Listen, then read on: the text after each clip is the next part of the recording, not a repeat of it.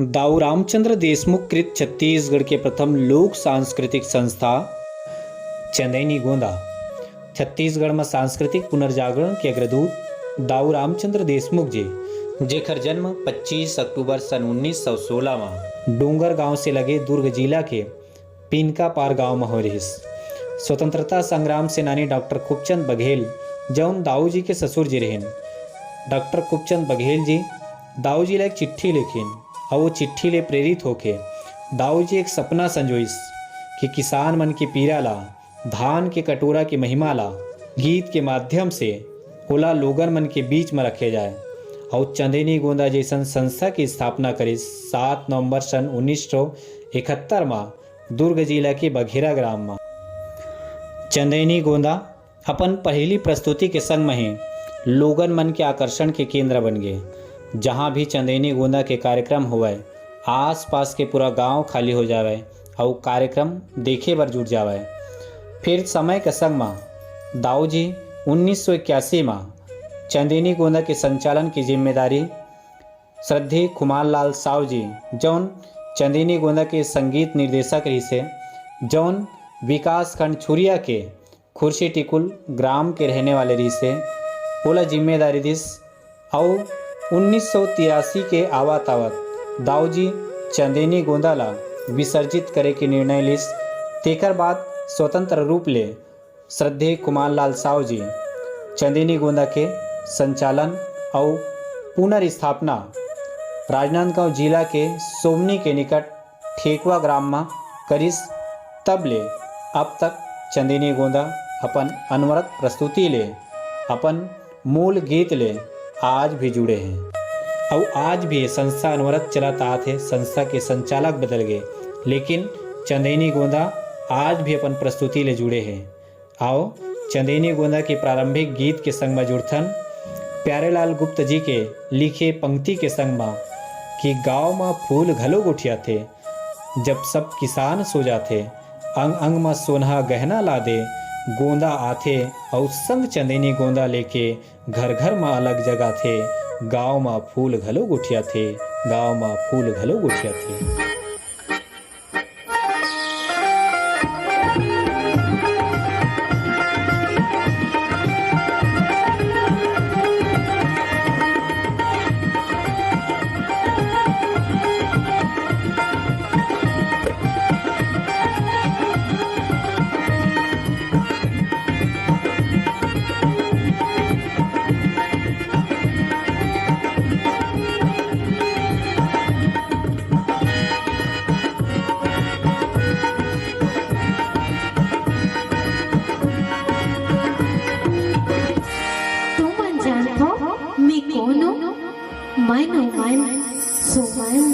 फूल चंदैनी गोंदा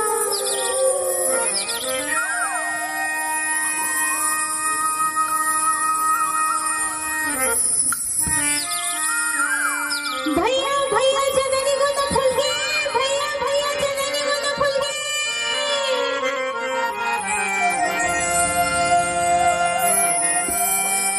का होगी नोनी का होगे काबर अब्बड़ चिल्लात है। चंदैनी गोंदा फूल गए भैया।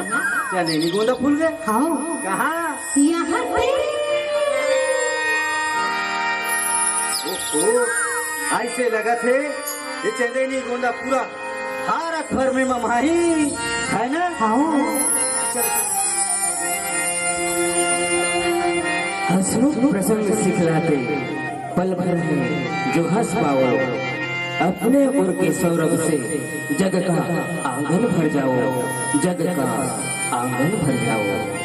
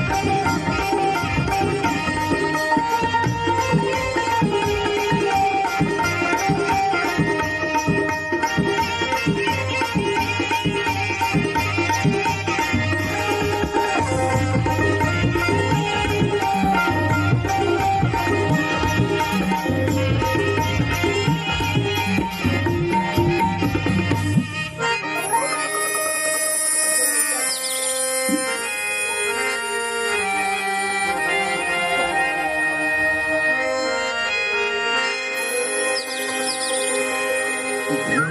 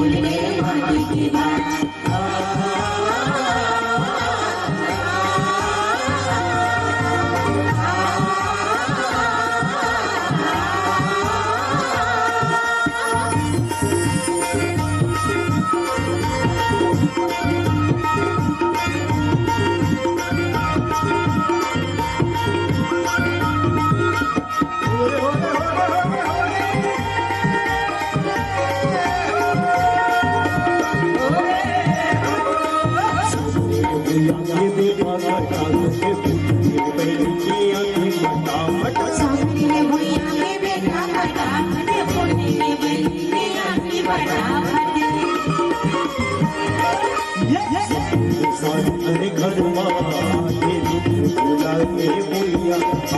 सामने के साथ हरे घर माँ के लोग बुलाते भैया